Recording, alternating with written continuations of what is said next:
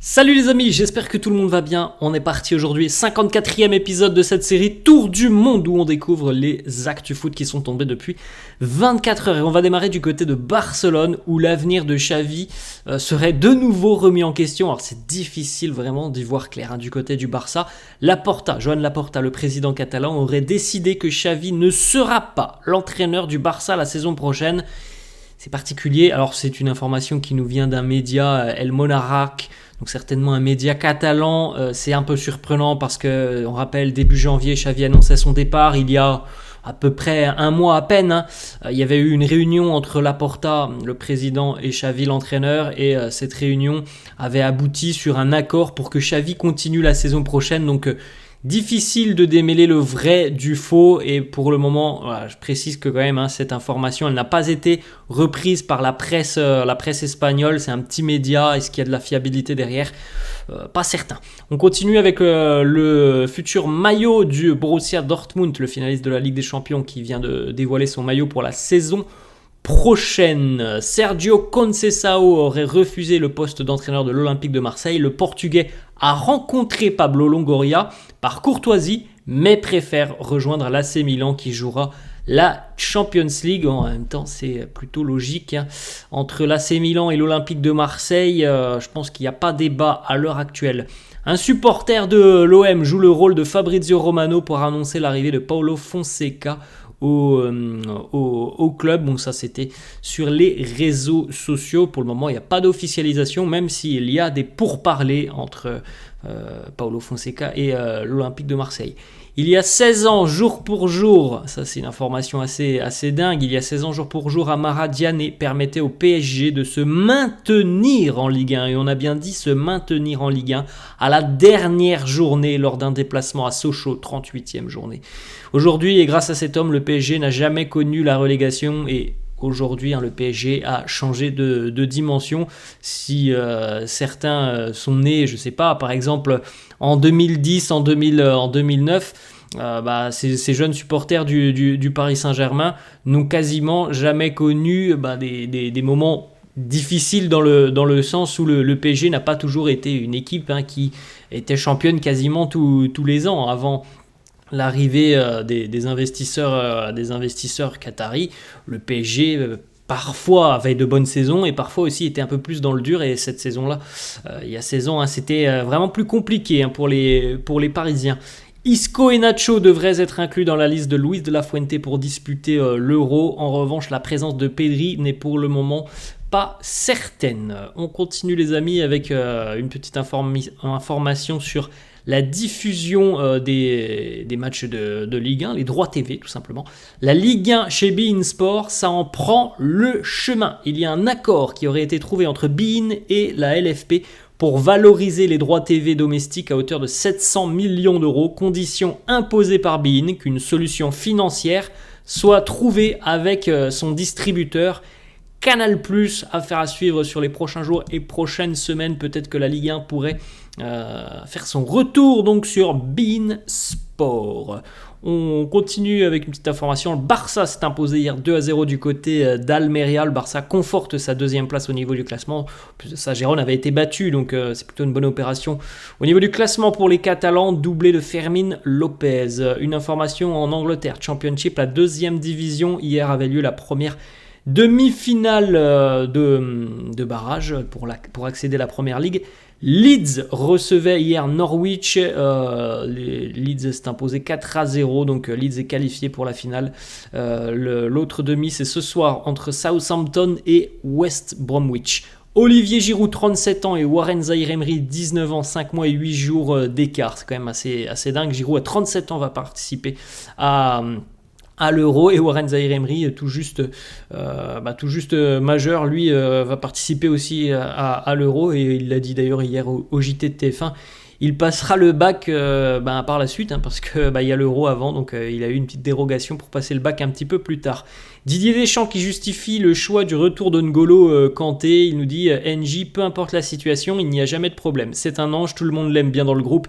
Il a fait une saison complète, même si ce n'est pas dans un championnat européen. Il a retrouvé ses aptitudes physique.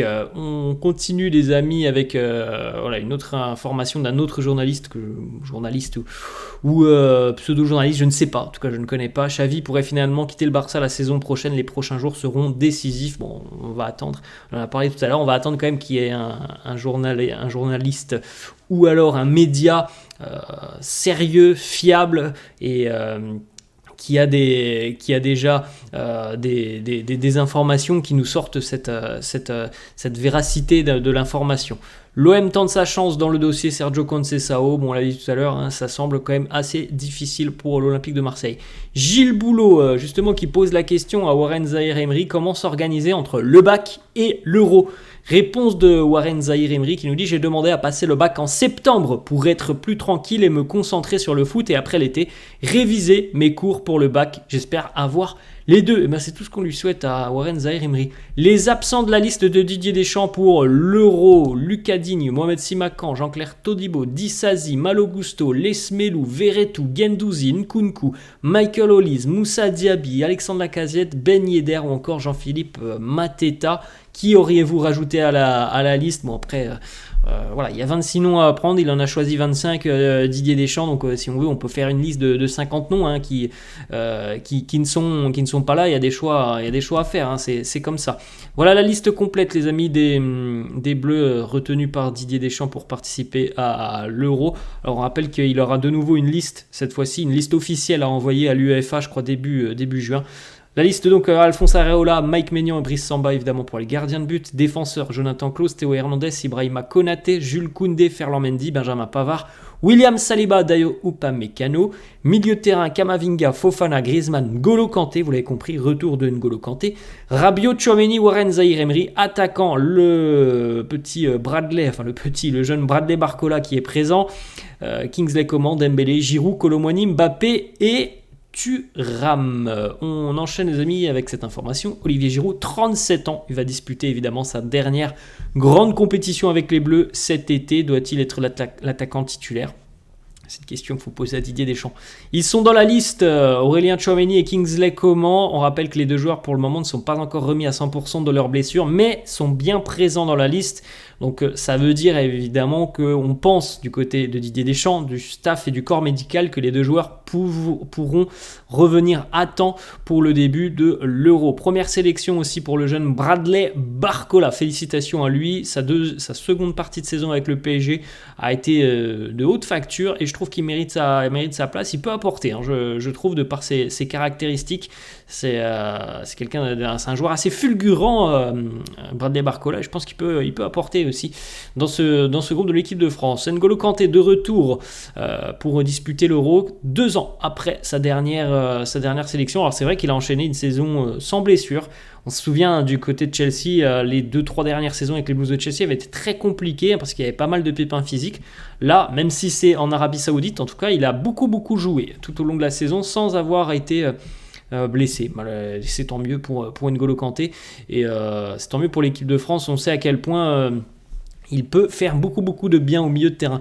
Warren Zaïre-Emery, Jonathan Klaus joueront leur première grande compétition avec l'équipe de France. Ferland Mendy, lui aussi de retour dans la liste des Bleus. Un an après sa dernière sélection, le Madrilène pallie aussi le forfait de Lucas Hernandez. La liste prévisionnelle de 30 joueurs des Pays-Bas pour l'Euro 2024. Les principaux absents, Marco Bizot le gardien, Yorin Timber, Mats Wiffer, Joshua Zirkzee, Calvin Stengs ou encore Tiz Dalinga. Vous pouvez faire un petit arrêt sur image pour découvrir la liste, les amis. La liste évidemment sera réduite par la suite pour certainement tomber à 26 joueurs. N'Golo Kanté devrait être appelé, ça on l'a su quelques minutes même avant la liste, un petit leak, une information qui est tombée et qui s'est vérifiée puisqu'il est bel et bien présent dans la liste. Ronaldinho qui apparaît dans le clip de Eus l'Enfoiré, la vie de Ronnie. C'est assez dingue de se dire qu'il est dans un clip d'un rappeur français.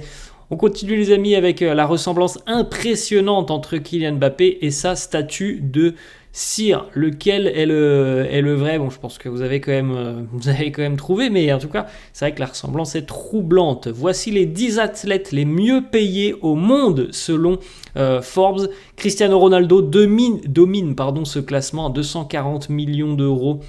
Donc ce sont les salaires plus revenus hors terrain, 240 millions d'euros devant John Ram, me semble-t-il, le golfeur, Léo Messi, LeBron James, Giannis Antetokounmpo, Mbappé, Neymar, Benzema, Stephen Curry et Jackson, joueur de NFL. On continue les amis avec Robert Lewandowski. Alors depuis quelques jours, il y avait une rumeur qui annonçait peut-être que le Ballon d'Or 2020 allait finalement être décerné à Robert Lewandowski. Il n'en sera rien.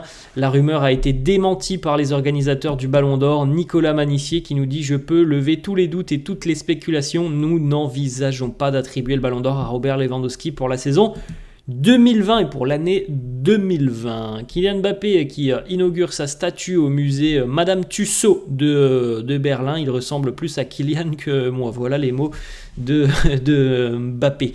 On continue les amis du côté de l'Angleterre. Manchester City, mauvaise nouvelle pour les Citizens. Bon, après la fin de saison approche, il n'y a plus qu'une journée à jouer.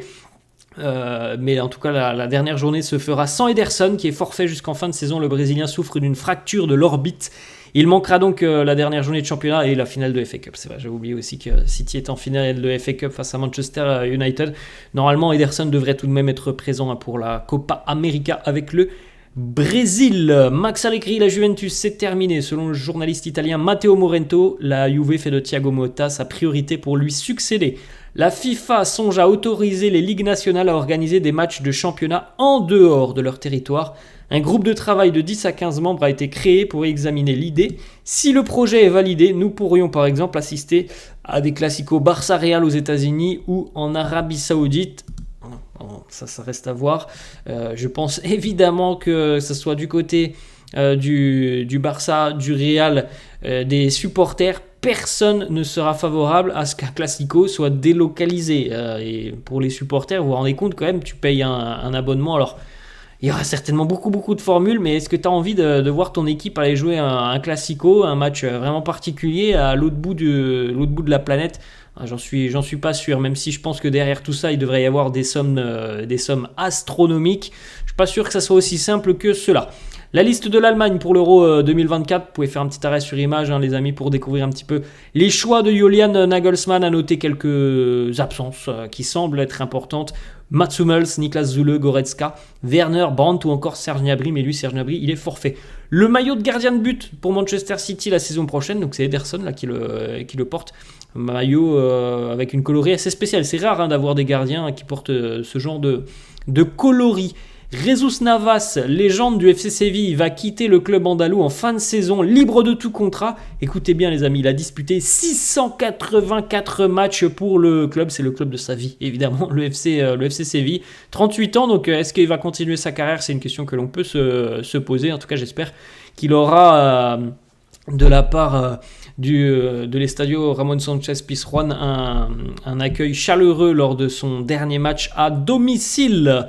On enchaîne les amis avec le bilan de l'OM face au top 10 de la Ligue 1 à l'extérieur. C'est pas compliqué, on va pas énumérer tous les résultats, il n'y a que des défaites et il y a simplement 3 buts inscrits par l'OM, dont 2 face à Monaco, 1 face à Lille. Sinon, l'OM a toujours été battu et n'a jamais marqué. Thomas Tuchel devrait rester l'entraîneur du Bayern la saison prochaine. Les discussions portent sur un contrat jusqu'en 2026. C'est Félix Plettenhardt, c'est un journaliste quand même très sérieux en Allemagne, je crois qu'il travaille pour Sky Allemagne.